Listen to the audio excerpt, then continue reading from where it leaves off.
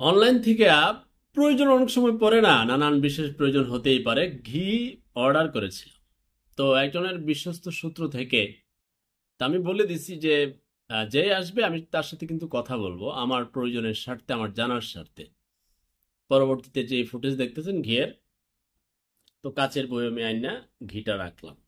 আচ্ছা, প্লাস্টিকের বয়মে মধু ঘি এগুলো রাখবেন না যখনই আনেন। তা ওনাকে আমি প্রথমে প্রশ্ন রাখলাম, আপনার ঘিটা কিসের, কিসের, কি দিয়ে তৈরি করছেন, কিভাবে ঘটনাটা আমাকে একটু দয়া করে বলতে হবে, আপনাকে একটু সময় দিতে হবে। বলছে এটা সরের ঘি না। তাই আমি বললাম যে তাহলে কিসের ঘি এটা? বলতেছে এটা হচ্ছে ক্রিমের ঘি। আচ্ছা, ক্রিমের ঘি কোথায় তৈরি করছেন, কিভাবে, কি ঘটনা? বলছে এটা ময়মনসিংহে তৈরি হয়, সেখানে ক্রিমের মেশিন আছে। ওই মেশিন দিয়ে ঘিটা ক্রিম তুলে দুধ থেকে পরবর্তীতে ওই ক্রিমটাকে একটা নির্দিষ্ট তাপমাত্রায় জাল দেওয়া হয়, তারপরে প্রসেসিং করে এই ঘিটা তৈরি করে জনগণকে দেওয়া হয়। তাই বলছি বাকি দুধ কি করেন? বলতেছে সেই দুধ ওই যে আপনার ঘুরে ফিরে অনেক সময় সন্দেশ না কি যেন বললো, বিক্রি করে না, দুধের সন্দেশ নাকি ওরা নিয়ে যায়। আবার কিছু একটা আছে আপনার ওই যে টক দই তৈরি করে না, বিভিন্ন দোকানে দেখবেন টক দইয়ের ওরা নিয়ে যায়। তাই বলছে টক দই কি ফুল দুধ দিয়ে হয় না? করে কেউ কেউ, আবার আমাদের যে দুধটা হয় ক্রিম তোলার পর ওই দুধটা দিয়েও করে। আমি বলছি, ঠিক আছে। তো সরের ঘি কেন তৈরি করেন না? আমরা যে অনেক সময় দেখি সরের ঘি এ বলতেছে ও বলতেছে। বলছে দেখেন, সরের ঘি করার জন্য একটা লম্বা প্রক্রিয়া। এখন 20, 25, 30 লিটার দুধ থেকে সেই সর ধীরে ধীরে সংগ্রহ করে জমাট বাঁধা করে সেটাকে আহ, বেটে ঘেটে তারপরে জাল দিয়ে মানে 1 কেজি ঘি তৈরি করতে বিশাল হাঙ্গামা। তাহলে আমি মাসে যদি 40 কেজি ঘি বিক্রি করি, তাহলে 40 কেজি সরের ঘি বানাইতে গেলে বিশাল বড় হাঙ্গামা। সেটা করে 1 কেজি ঘিয়ের দাম অনেক বেশি পড়ে যাবে। আচ্ছা ঠিক আছে, তাহলে এই ঘিটা কত করে? বলছে এটা হচ্ছে 1200 টাকা কেজি। আমি বলছি ঠিক আছে। তো এটা মানে গুনে কোন মানের? বলছে দেখেন, আমি মানে গুনে বলতে আমি তো এখানে এটা বললামই প্রথমে সরের ঘি না, এটা হচ্ছে ক্রিমের ঘি। এরপরেও আমরা ক্রিম তোলার পরে ওই দুধটা যে বিক্রি করে দেই, যার কারণে আমাদের একটু রেটটা কমে আসে। যদি দুধটা আমাদের বিক্রির জায়গা না থাকতো, আমাদের সেই প্রক্রিয়া এবং প্রসেস না থাকে, তাহলে অবশিষ্ট দুধের দাম কিন্তু ঘিতে যোগ যোগ হবে। কিন্তু আমরা তো দুধটা বিক্রি করার একটা প্রসেস আছে, এই কারণে এই ঘিয়ের দামটা এই 1200 টাকায় পড়ছে আমাদের লাভ হওয়ার পরেও।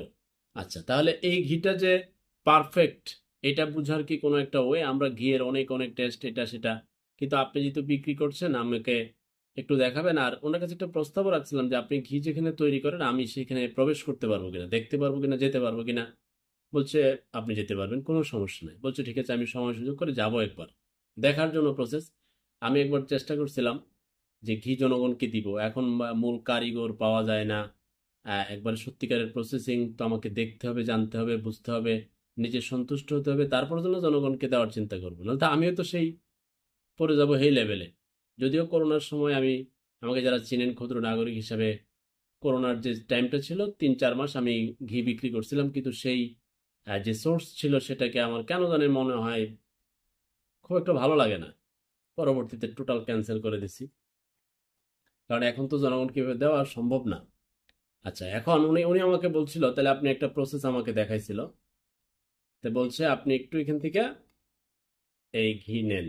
তা আমি বলছি ওনার সামনেই, ওটা প্লাস্টিকের ইয়ে ছিল, নেওয়ার পরে উনি বলতেছে যে আপনি একটু আঙ্গুল দিয়া নেন।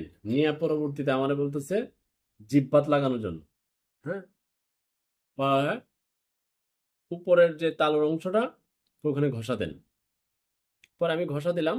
বলছে যে কোনো কিছু দানা দানা লাগে কি বেশি? আমি বলছি না, কিছু তো লাগে না।